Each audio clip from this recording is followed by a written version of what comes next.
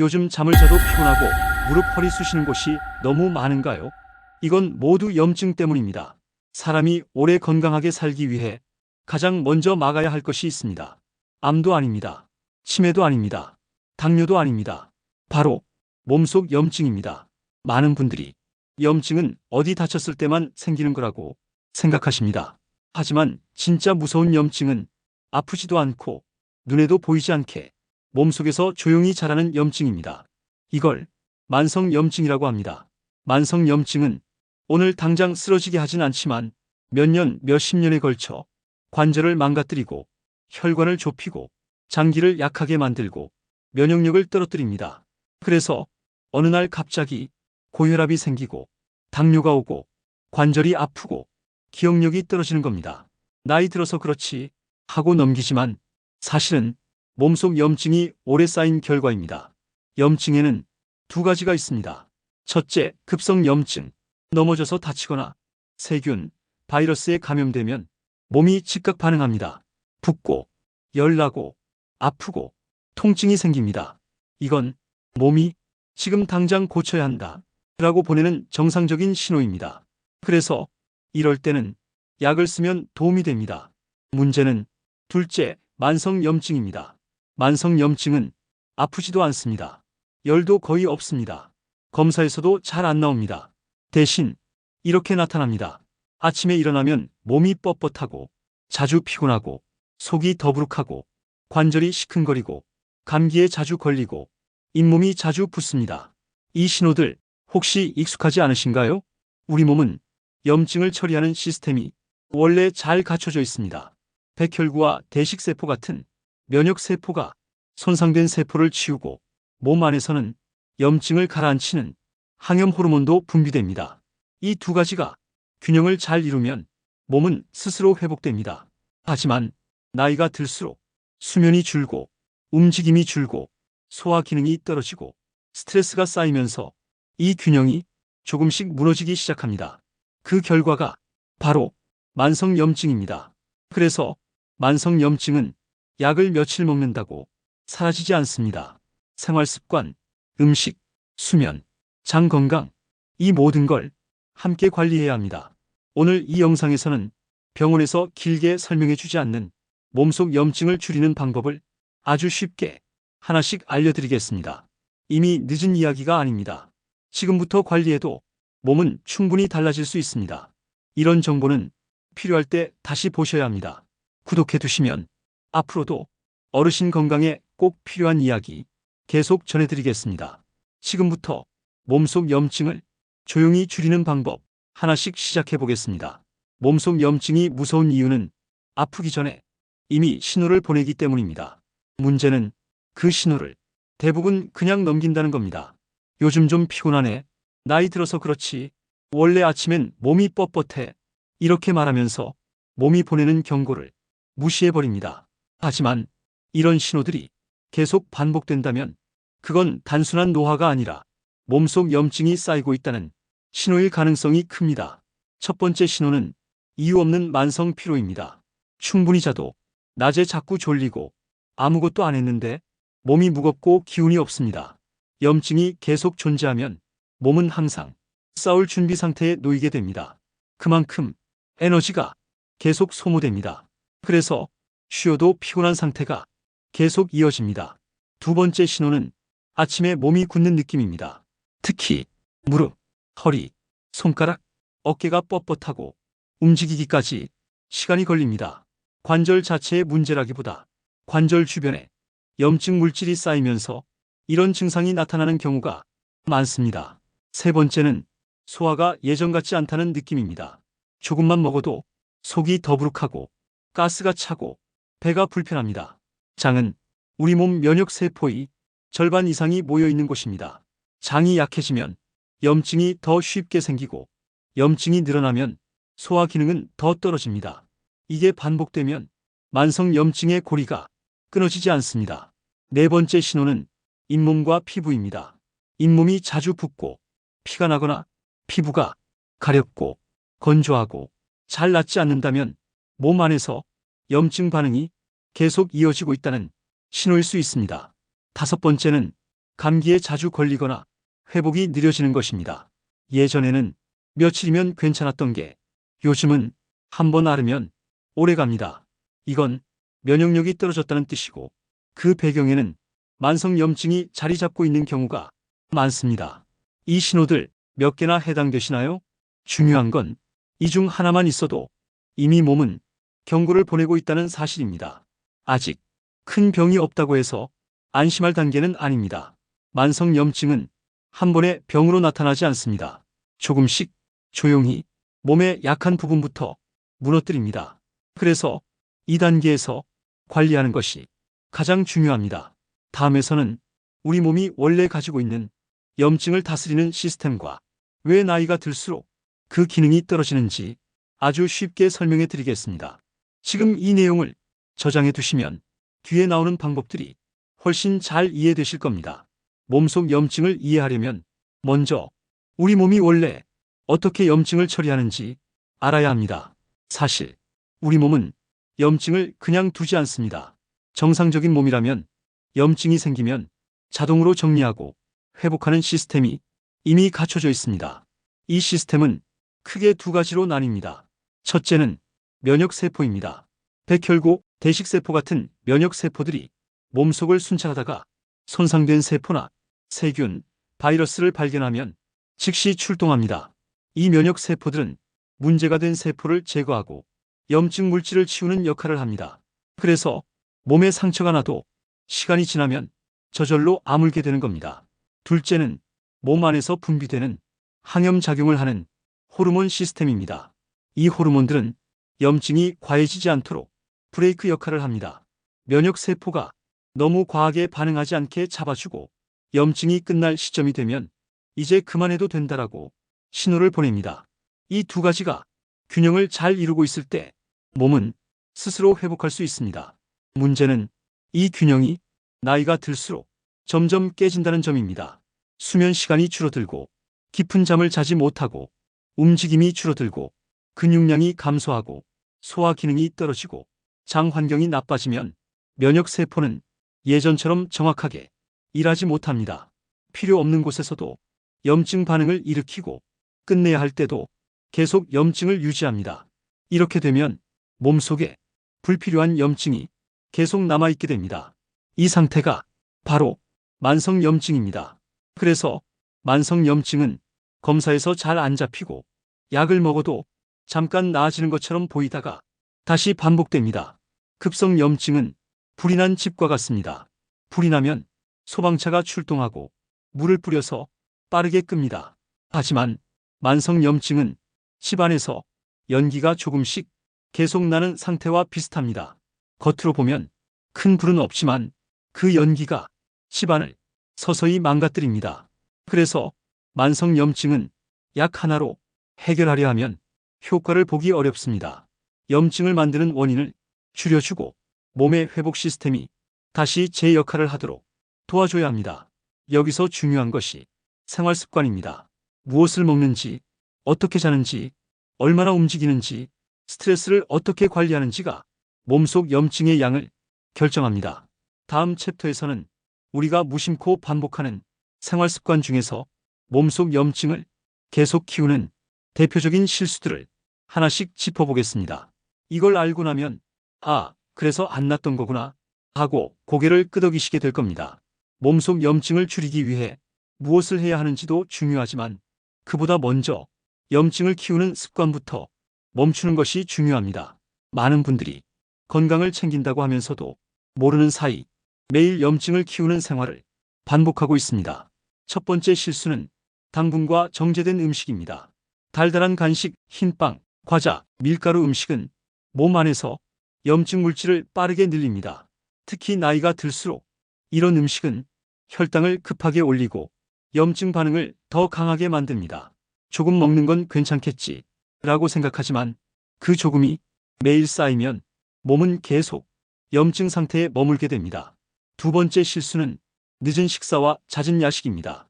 밤에는 몸이 회복하는 시간입니다. 그런데 잠자기 직전에 음식을 먹으면 소화기관은 쉬지 못하고 염증 반응이 밤새 이어집니다. 그래서 아침에 일어나도 몸이 개운하지 않고 속이 더부룩한 겁니다. 세 번째 실수는 움직임 부족입니다. 이제 나이가 있으니 많이 움직이면 안 된다 라고 생각하시는 분들이 많습니다. 하지만 적당한 움직임은 염증을 줄이는데 아주 중요합니다. 움직이지 않으면 혈액순환이 느려지고 염증 물질이 몸속에 오래 남습니다. 가벼운 산책만 해도 몸속 염증은 조금씩 정리되기 시작합니다. 네 번째 실수는 물 부족입니다. 물을 적게 마시면 몸속 노폐물과 염증 물질이 제대로 배출되지 않습니다. 특히 커피나 차만 마시고 물은 거의 안 드시는 분들은 염증 관리가 더 어려워집니다. 다섯 번째 실수는 스트레스입니다. 스트레스를 받으면 몸에서는 염증을 키우는 호르몬이 더 많이 분비됩니다. 이 상태가 오래 지속되면 면역 균형이 깨지고 만성 염증으로 이어집니다. 문제는 이 다섯 가지가 대부분 하나만 있는 게 아니라 겹쳐 있다는 점입니다. 그래서 아무리 약을 먹어도 몸이 쉽게 좋아지지 않는 겁니다. 하지만 반대로 생각하면 이 중 몇 가지만 줄여도 몸속 염증은 확실히 줄어들 수 있습니다. 다음 챕터에서는 이제 본격적으로 몸속 염증을 조용히 줄이는 방법, 누구나 집에서 실천할 수 있는 염증 관리 방법 5가지를 하나씩 알려드리겠습니다.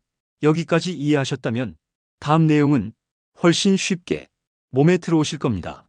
이제부터가 가장 중요한 이야기입니다. 지금까지 몸속 염증이 왜 생기고 어떤 습관이 염증을 키우는지 알아봤습니다. 그렇다면 이제 어떻게 해야 할까요? 몸속 염증은 한 번에 싹 없어지는 게 아니라 조용히 하나씩 줄여가는 것입니다. 첫 번째 방법은 먹는 것부터 바꾸는 겁니다. 염증을 줄이는데 가장 기본은 자극 없는 음식입니다.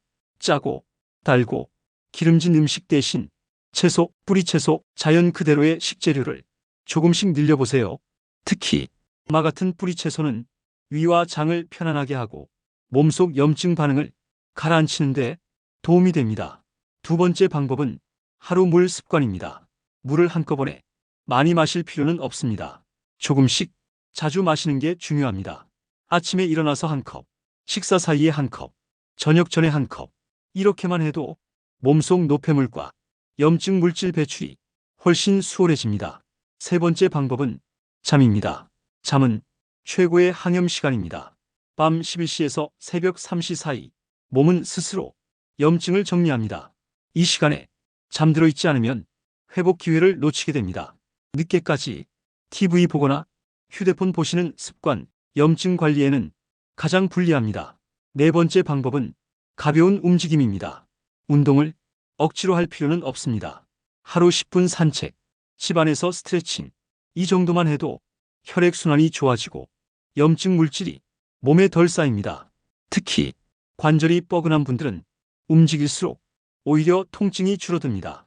다섯 번째 방법은 마음 관리입니다. 몸과 마음은 따로가 아닙니다. 마음이 긴장하면 몸도 긴장하고 염증 반응도 함께 커집니다. 하루에 잠깐이라도 숨을 고르고 마음을 내려놓는 시간이 필요합니다. 염증은 아프다고 생기는 게 아니라 쌓여서 생깁니다. 그래서 관리도 쌓아서 해야 합니다. 오늘 하루 한 가지만 바꿔도 몸은 분명히 반응합니다. 다음 시간에는 이 모든 내용을 정리해서 누가, 어디서, 무엇부터 시작해야 하는지 딱 한 번에 정리해 드리겠습니다. 끝까지 보신 분들은 몸이 달라지는 방향을 이미 선택하신 겁니다. 몸속 염증을 관리할 때 많은 분들이 무슨 약을 먹어야 하나 부터 떠올리십니다. 하지만 염증 관리의 시작은 약보다 매일 먹는 음식입니다. 염증은 하루아침에 생기지 않았듯 하루아침에 없어지지도 않습니다. 그래서 몸에 부담 없이 매일 꾸준히 먹을 수 있는 음식이 가장 중요합니다. 지금부터 몸속 염증을 줄이는데 도움이 되는 음식 5가지를 차근차근 알려드리겠습니다. 첫째, 마입니다. 마는 예로부터 위와 장을 보호하는 음식으로 오래 사용되어 왔습니다. 마에 들어있는 뮤신이라는 성분은 점막을 보호하고 염증으로 약해진 위장관을 편안하게 만들어줍니다. 속이 자주 더부룩하거나 설사가 잦고 소화가 느린 분들에게 특히 도움이 됩니다. 마는 익히지 않고 갈아서 먹어도 되고 죽이나 국에 넣어도 부담이 적습니다. 둘째, 생강입니다. 생강은 몸을 따뜻하게 하고 염증 반응을 조절하는 데 도움이 됩니다. 특히 관절이 쑤시고 몸이 자주 차가운 분들에게 좋은 식재료입니다. 생강 속 진저롤 성분은 염증 물질의 생성을 억제하는 작용을 합니다. 생강차로 따뜻하게 마시면 위장 부담도 적고 면역력 관리에도 좋습니다. 셋째, 등푸른 생선입니다. 고등어, 정어리, 꽁치 같은 등푸른 생선에는 오메가3 지방산이 풍부합니다. 이 성분은 몸속 염증을 키우는 물질의 생성을 줄이고 혈관 건강에도 도움이 됩니다. 일주일에 두세 번 정도 구이나 조림으로 드시는 것만으로도 효과를 기대할 수 있습니다. 넷째, 브로콜리입니다. 브로콜리는 항산화 성분이 풍부해 염증으로 인한 세포 손상을 줄이는 데 도움을 줍니다. 특히 설포라판이라는 성분은 몸속 해독 작용을 돕고 만성 염증을 완화하는 데 중요한 역할을 합니다. 너무 오래 익히지 말고 살짝 데쳐서 드시는 게 가장 좋습니다. 다섯째, 강황입니다. 강황에 들어있는 커큐민 성분은 염증 억제 작용으로 잘 알려져 있습니다. 관절염이나 만성 통증이 있는 분들에게 도움이 될 수 있으며 장기간 꾸준히 섭취할 때 효과를 기대할 수 있습니다.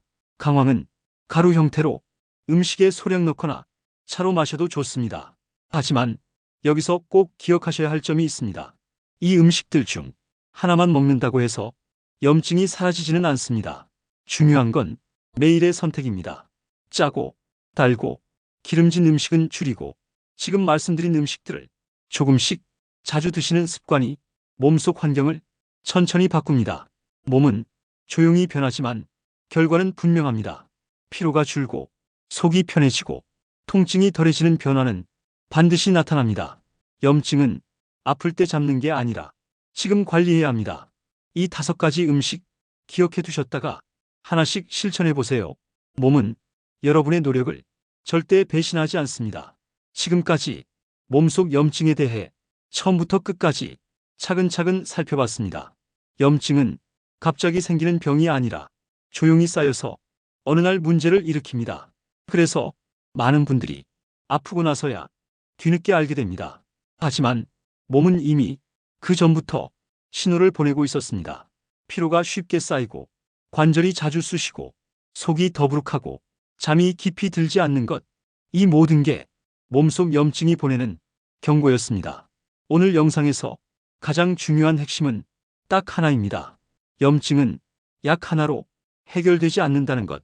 대신 생활 전체를 조금씩 바꾸면 몸은 반드시 반응한다는 점입니다. 먹는 것, 마시는 것, 자는 시간, 움직이는 습관, 마음의 긴장, 이 5가지만 조금씩 조절해도 몸속 환경은 완전히 달라집니다. 특히 마 같은 자연 식재료는 위와 장을 편안하게 하고 염증이 커지는 걸 막아주는 좋은 선택이 될 수 있습니다.